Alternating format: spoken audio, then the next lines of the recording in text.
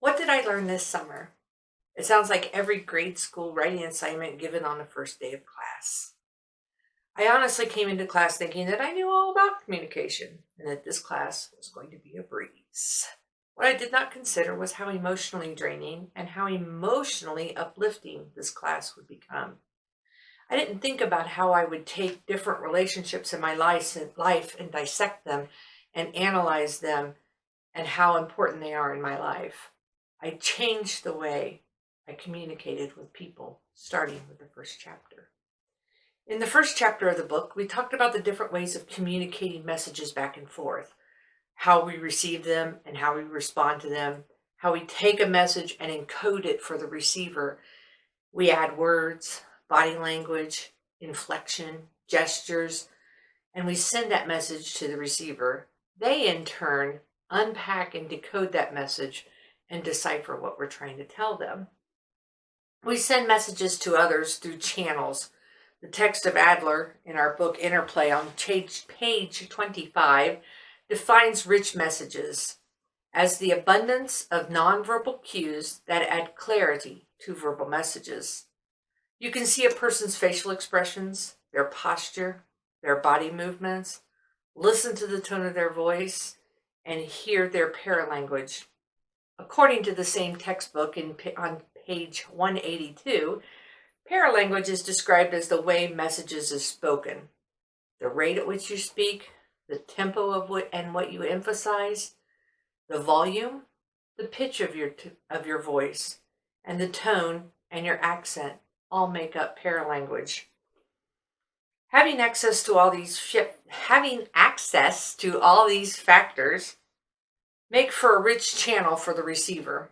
For instance, hubby and I had talked about going out tonight. I had a rough day at work and really do not want to go out. I dragged in from work and in an exhausted voice I said, "Do you want to go to the movie tonight?" Hubby can look at me and see my dropped shoulders and how tired I looked, and hear the tone of resignation in my voice and realize that I don't want to go to the movies tonight. On the flip side is a lean channel. The text also defines the lean messages on the page 25 as well as messages that carry less information due to lack of nonverbal cues. The example is in our text, they use the text message. A lot of people misinterpret the meaning behind text messages at times because there is no content. For example, I might send hubby the same message as above, but in a text, and I say, "Do you want to go to the movie tonight?" He has no idea that I do not want to go, but might think that because I'm asking that I have my heart set on going. As an old married couple, I can tell you that missing the connection is easy in a text message. Texting is quick and easy, and in this course, I learned to make sure that I am heard and understood. And to make sure that I'm heard and understand, and make sure that I hear and understand what the other person is saying, I need to put away the texting and pick up the phone and make a call or speak to the person in person to get the full meaning of their message. Now, Mark is not my first husband. I was married before and I failed. I often would worry about issues that plagued my first marriage would creep into my new marriage, and I would screw up one of the best things in my life. In the book Interplay by Adler on pages 226 to 272, they lay out the steps of a relationship. Coming together is where you initiate contact and show you are interested. Experimenting is where you search for common ground. Intensifying is where you increase the length of time together and how much information you are sharing, including your feelings. Integrating is where people start to recognize you as a couple. Relationship maintenance includes bonding, where you make symbolic gestures to show the world you are in a relationship, like getting engaged or married or buying a house together or becoming Facebook official. In coming apart, relationships start declining. Some partners need to reestablish their identities individually, and this is called differentiating. This can be both positive and negative, and this is currently where I am in my life. In the spring of 2019, my youngest graduated from high school. I was sitting at home thinking that I had spent 29 years out of my 51 years being someone's mother, someone's wife, but I didn't know who I was. I was feeling like I didn't know Samantha at all. After talking to the hubby, I decided to go back to school and learn who I am and who I wanted to be. I have changed not only jobs, but careers as well. I went from being a waitress to an activity director for a retirement community.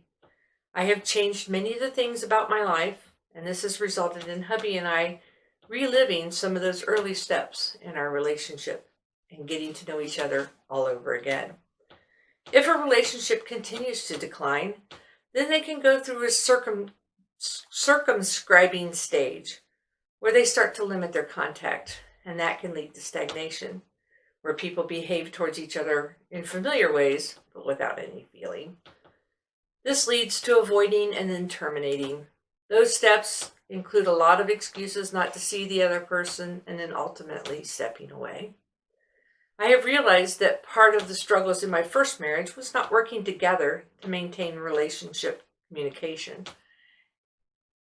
In the book, on page 280, they list several strategies that couples use to keep their interactions satisfying. They include positivity, keeping the relational climate polite and upbeat and avoiding criticism. Openness, talking about your relationship and sharing your personal needs. Assurances, letting the other person know verbally and non-verbally that they matter to you and that you are committed to being together. Social networks of being involved with each other's friends and families.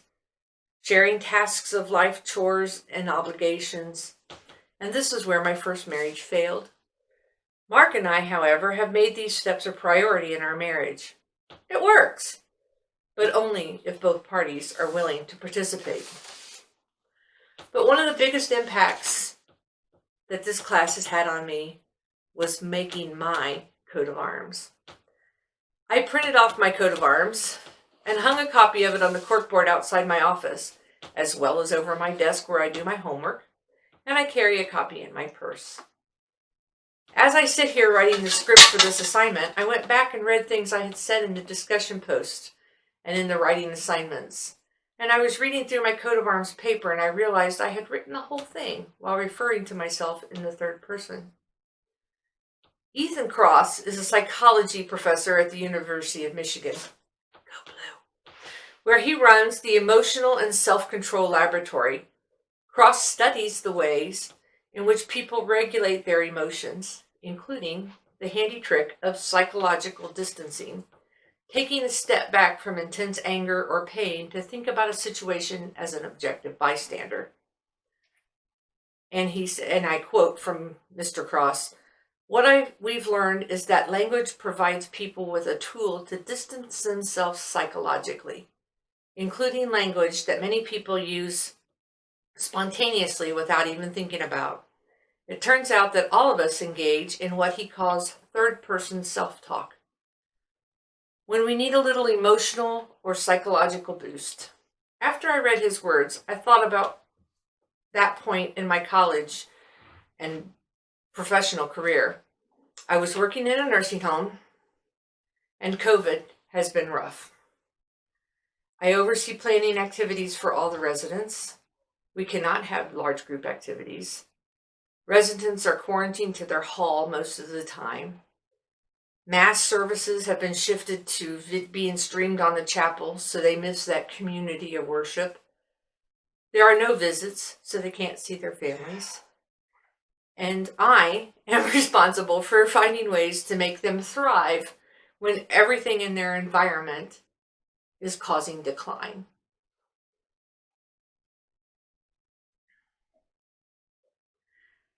In addition, I was at a turning point in my college career, nearing the top of the hill in my degree and feeling the pressure to maintain my dean's list status and balancing career and studies. I was standing in the middle of a crossroads, unable to see the light in any tunnel. I honestly thought of making the coat of arms was going to break me. I sat at my desk, thinking about what I wanted to put in the corners, and remembering slamming the lid closed on my computer and walking away thinking that there was no way I could do this. No way.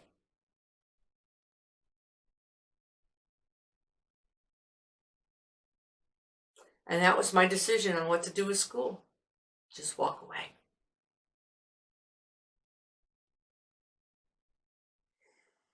The next day, a resident at the nursing home was talking to me, and she said, "You always find ways to make things better in a hard time." And I thought about the reflected appraisal that that resident had given me and what it meant to my heart. In our textbook, it defines, Adler defines reflected appraisal as how we think others see us and how that affects how we see ourselves. That night, I sat on my computer and told myself a story about a girl who refused to give up. That night, I changed my outlook on my job and my school career. When I graduate in December, I will graduate a semester earlier than I was scheduled to at the beginning of the summer. I will have to reevaluate that corner, this little corner down here, in my coat of arms. I will fill it with something rewarding, emotionally, that will let me grow. Who knew that assignment that just about broke me would it be the one to give me the boost that I needed to finally see the light at the end of the tunnel? I leave you with one of my favorite quotes. It's from legendary Michigan football coach Bo Schembechler. Bo said, "Those who stay will be champions."